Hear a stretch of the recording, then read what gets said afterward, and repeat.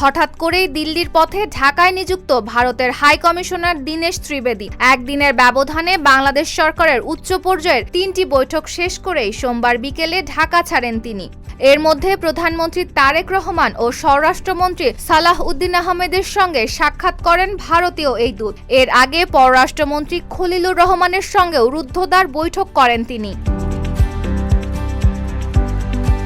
প্রশ্ন হলো, এত দ্রুত কেন দিল্লি গেলেন দীনেশ ত্রিবেদী? কূটনৈতিক সূত্র বলছে, বাংলাদেশের শীর্ষ পর্যায়ের এসব বৈঠক থেকে পাওয়া গুরুত্বপূর্ণ বার্তা দ্রুত ভারতের পররাষ্ট্র মন্ত্রণালয়কে জানাতেই তার এই সফর। বাংলাদেশ সরকারের অবস্থান ও বিভিন্ন বিষয়ে তাদের মতামত ভারতের নীতি নির্ধারকদের জানাতেই হয়তো দিল্লি গেছেন তিনি। তবে এ সফর নিয়ে আনুষ্ঠানিকভাবে কিছু জানায়নি ভারতীয় হাই কমিশন।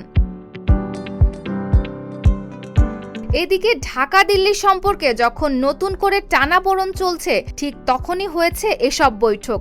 বাংলাদেশের সাবেক প্রধানমন্ত্রী শেখ হাসিনাকে প্রত্যর্পণ এবং ওসমান হাদি হত্যাকাণ্ডে জড়িতদের ফেরত দেওয়ার জন্য ভারতকে অনুরোধ জানিয়েছে।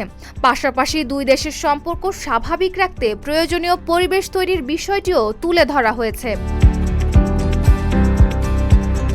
তবে দীনেশ ত্রিবেদী সম্পর্কের ভবিষ্যৎ নিয়ে আশাবাদী। তার ভাষায় দুই দেশেরই ইস্যু থাকবে, কিন্তু দুই দেশের মানুষের একটাই চাওয়া, তা হলো ভালো সম্পর্ক। Desk report, Dhaka post.